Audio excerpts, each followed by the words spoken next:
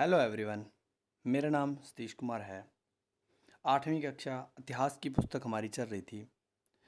सामाजिक विज्ञान 8वीं कक्षा इतिहास की पुस्तक हमने चला रखी है। तो हमारा चैप्टर नंबर 6 चल रहा है। इससे पहले हम इसकी एक वीडियो अपलोड कर चुके हैं, ये इसका सेकंड पार्ट है।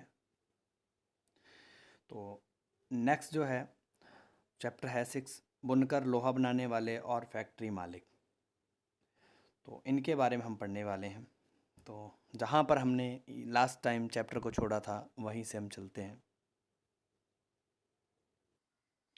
तो इससे पहले हम पीछे वाली वीडियो में भारत में सूती वस्त्र के विकास के ऊपर और किस तरह तरीके से अंग्रेज़ों ने भारत में सूती वस्त्र को तहस नहस किया और किस तरीके से भारतीय सूती वस्त्र दोबारा से अपने पैरों पर खड़ा होता है, इन सब बातों को हम पहले पढ़ चुके हैं। अब हम एक और महत्वपूर्ण औद्योगिक क्षेत्र के बारे में पढ़ने वाले हैं और वो है हमारा स्टील उद्योग। तो ये टीपू सुल्तान जो थे, मैसूर के राजा थे, उस राजा की ये तलवार है और ये इतनी ज़्यादा मजबूत थी, ये तलवार के माध्यम से अच्छे दुश्मन का लौ कवच उसको ये चीर सकती थी। तो इतनी ज़्यादा सख्त होने के पीछे क्या वजह थी? इतनी ज़्यादा सख्त होने के पीछे जो वजह थी वो थी वुड स्टील। इसकी तलवार के ऊपर वुड स्टील की परत चढ़े हुआ करती थी जो काफ़ी ज़्यादा सख्त इस तलवार को बना देती थी, जिसकी वजह से लोहे के रक्षा कवच थे उनको भी ये भेद देती थी और जिससे जो है ये वहाँ के राजा की काफ़ी ज़्यादा मजबूती से सुरक्षा भी करती थी। अब इतनी मजबूत होने की वजह क्या थी? इसमें का जो है वुड स्टील, और वुड स्टील में कार्बन की मात्रा अधिक होती है जिसकी वजह से ये बहुत ज़्यादा मजबूत होती है। तो ये उसी तलवार का ही एक दृश्य है जो यहाँ पर दिखाया गया है। तो ये स्टील छोटे स्तर पर जो है गाँव में ही बनाया जाता था। तो एक फ्रांसी व्यक्ति थे जो मैसूर की यात्रा करने के बाद टीपू सुल्तान की मृत्यु के पश्चात वो भारत में, ये मैसूर का क्षेत्र था जहाँ का ये राजा था टीपू सुल्तान, तो वहाँ पर भिन्न प्रकार की जो स्टील बनाने वाली भट्टियाँ थी उनके ऊपर वो रिसर्च कार्य करता है और स्टील को बनाने की भिन्न प्रकार की विधियों की भी वहाँ पर वो चर्चा करता है, लेकिन पूरी तरह से वो कामयाब नहीं रहता।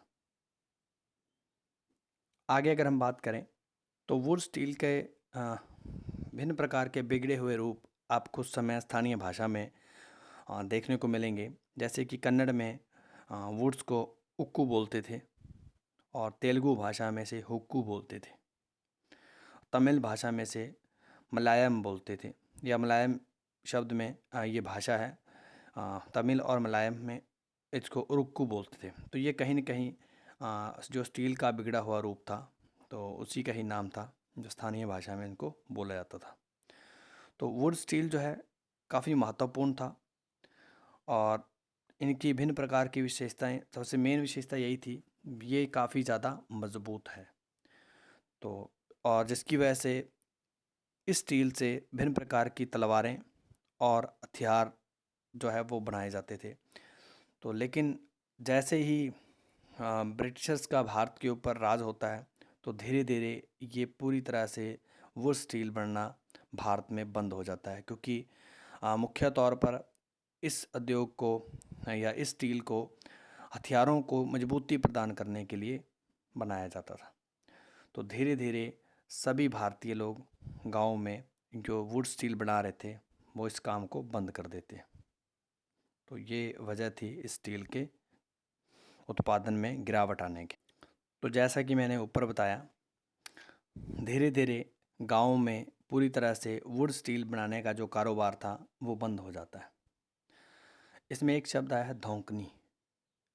धौंकनी होता है हवा फेंकने का यंत्र, जो ज़्यादातर जो है महिलाएं इसके ऊपर काम करती थी और पुरुष जो थे वो लकड़ी डालने का या इस्पात बनाने की भट्टियों को चलाने का काम करते थे, और जो महिलाएं थी वो उस क्षेत्र में हवा फेंकने का काम करते थे।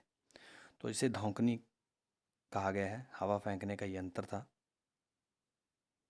तो यह पिक्चर में ये पूरी की पूरी प्रक्रिया बता रखी है, जिस तरीके से स्टील बना रहे थे। इस भट्टी में ये स्टील बना रहे हैं और उसके इस साइड से ये महिला बैठी है और जो हवा यहाँ से फेंक रही है। और ये आदमी जो है ऊपर से स्टील को हिला रहा है और नीचे से इनको कोयले के या लकड़ी के माध्यम से इसको जला रहा है। तो ये जो मैटर बनेगा तो वही स्टील बनेगा। उसको फिर ये दूसरे कैबिन में डाल देंगे, जहाँ इसको ठंडा करने के बाद इसको भिन्न प्रकार के आकारों में डाला जा सकता है। तो इस तरह के कारखाने लगभग जब तक शासन नहीं हुआ तो लगभग पूरे भारतवर्ष में चल रहे थे और पूरी तरीके से सुचारू रूप से अच्छे तरीके से चल रहे थे। तो ये एक समुदाय उस अगरिया समुदाय है जो लो प्रगलन इस प्रकार की भट्टियों में काम करते थे और जो वुड स्टील बनाते थे।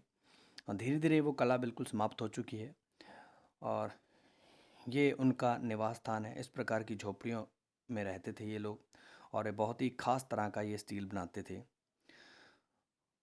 लेकिन जैसे ही भारत के ऊपर ब्रिटिश का शासन हुआ तो तलवारों की या विभिन्न प्रकार की गतिविधियों की हमें ज़्यादा आवश्यकता नहीं पड़ी।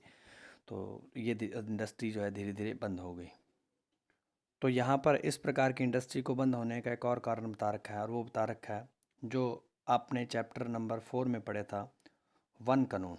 तो ये वन कानून जो थे ये भी इस प्रकार की इंडस्ट्री को समाप्त करने में अपना अहम रोल अदा करते हैं। तो औपनिवेशिक जो सरकार थी उसने कुछ वनों को आरक्षित कर दिया, जिसमें जो है विभिन्न प्रकार के लोग लकड़ी काटने के लिए नहीं जा सकते। तो जिसकी वजह से ये लोग कोयले की जगह पर लकड़ी का इस्तेमाल करते थे लोहे को गलाने में। तो अपनी भट्टियों में ये ज़्यादातर जो है लकड़ी का इस्तेमाल करते थे, जो धीरे धीरे वन कानूनों की वजह से इनको लकड़ी प्राप्त होनी बंद होगी और एक ओर से स्टील का उत्पादन की जो मांग थी हथियारों की, तलवारों की, तो वो भी कम हो जाती है। तो जिसकी वजह से धीरे धीरे लोगों ने ये अपनी आजीविका का ये राह जो उन्होंने चुन रखा था उनको बंद कर देते हैं।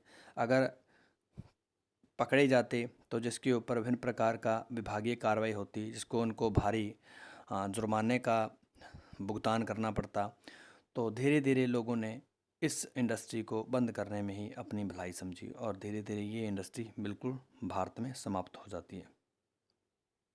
आगे अगर हम बात करें तो भारत में लोहा व इस्पात कारखानों का उदय।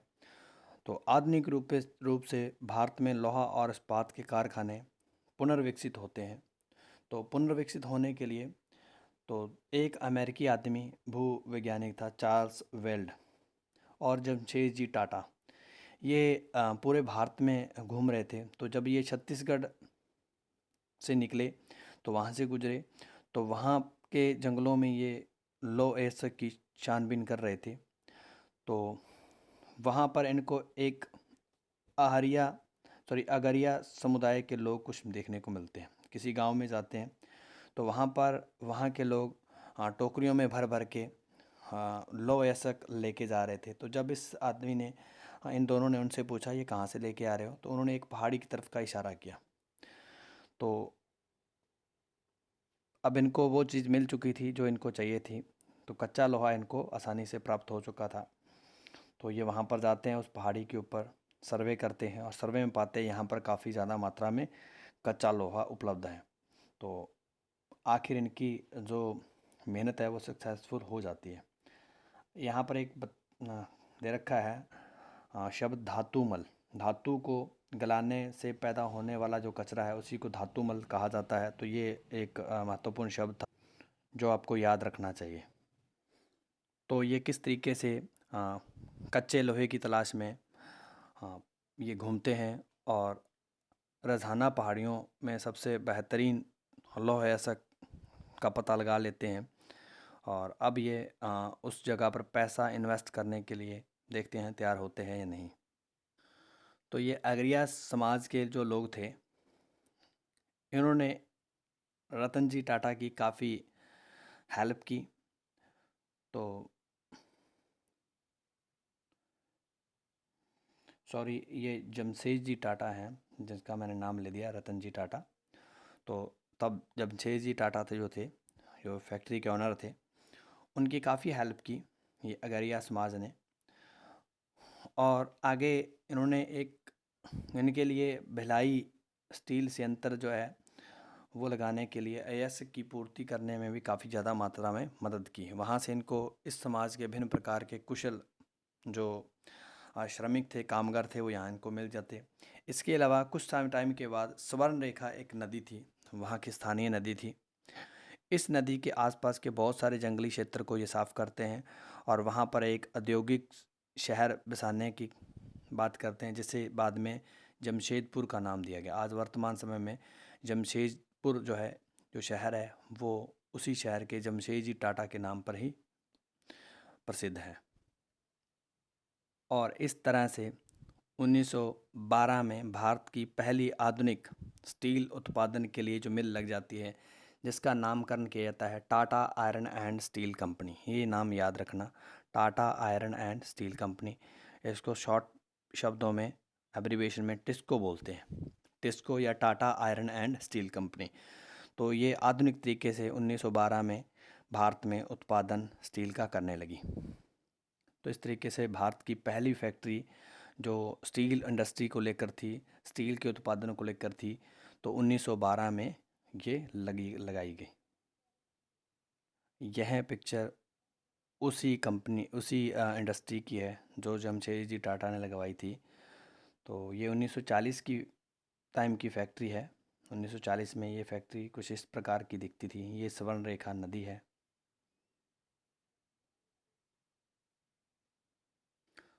तो स्टील के उत्पादन में भारत में अंग्रेज़ों के द्वारा बसाई गई रेलवे लाइंस की बहुत ही महत्वपूर्ण भूमिका रही है, क्योंकि जो इसका कच्चा माल है वो काफ़ी ज़्यादा भारी होता है और रेलवे के माध्यम से स्थल के ऊपर सबसे सस्ते तरीके से उस वस्तु को एक स्थान से दूसरे स्थान पर हम भेज सकते हैं। तो 1912 में ये फैक्ट्री लगती है और इसके लिए एक फेवरेबल और कंडीशन पैदा हो जाती है। 1914 में पहला विश्व युद्ध शुरू हो जाता है, जो 1914 से लेकर 18 के बीच में चला था। तो ये विश्व युद्ध शुरू हो जाता है। तो इस विश्व युद्ध के चलते ब्रिटिशर्स को स्टील या इस्पात उद्योग की उस इस्पात की काफ़ी ज़्यादा आवश्यकता होती है। और जो हम इंग्लैंड से तो ये मंगवा नहीं सकते, क्योंकि रास्ते में उनको भिन्न प्रकार के उनके दुश्मन लूट लेंगे। तो ऐसी कंडीशन में ये इंडस्ट्री जो Tata iron and steel company थी, काफ़ी ज़्यादा मात्रा में अंग्रेज़ों को स्टील उपलब्ध करवा पाती है। और ब्रिटिश के स्टील की जो भारत में मांग थी, तो वो भी एकदम से उसमें गिरावट आने लगी और धीरे धीरे जो पूरा का पूरा ब्रिटिशर्स रूल है वो इस फैक्ट्री के ऊपर आश्रित होने लगा। और यहाँ इसके चारों ओर भिन्न प्रकार की ट्रेनों की आवाजाही की भिन्न प्रकार की परिस्थितियाँ थी, वो धीरे धीरे विकसित होने लगी।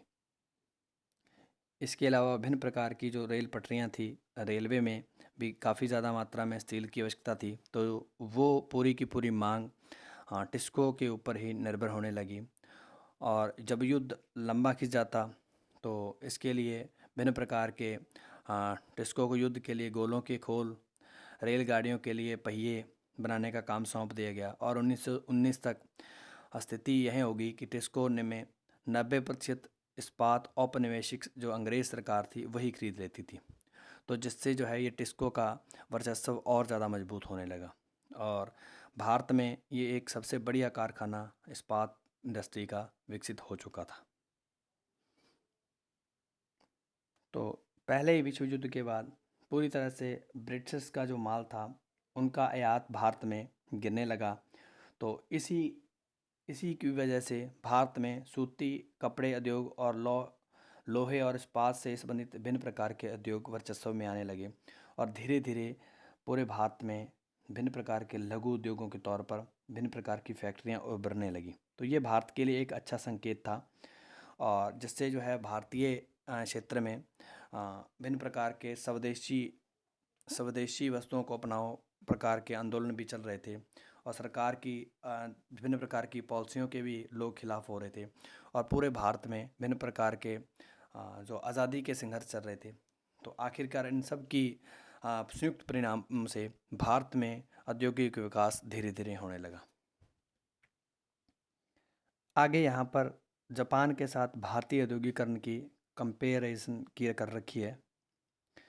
अगर हम यहाँ पर बात करें, जो जापान में जो वहाँ की स्थानीय सरकार थी, जो जापान की सरकार थी, भारत में जबकि औद्योगिकरण को बढ़ावा देने के लिए किसी प्रकार की औपनिवेशिक सरकार की कोई पॉलिसी हमें नहीं दिखती। तो जिससे जो पूरी तरह से बाज़ार को, जो ब्रिटिशर्स का खुद का बाज़ार था, उनके प्रोडक्ट को यहाँ पर बेचना चाहती थी, और जिसकी वजह से भारतीय उद्योगपतियों को किसी प्रकार की सहायता नहीं दी गई। दूसरी तरफ अगर हम बात करें, जापान सरकार ने अपने देश में जो उनके यहाँ पर उद्योगों में काम कर रहे थे उनको खुलकर सपोर्ट किया। 1968 में जापान की सत्ता संभालने वाले मेजी राजवंश जो था, इस राजवंश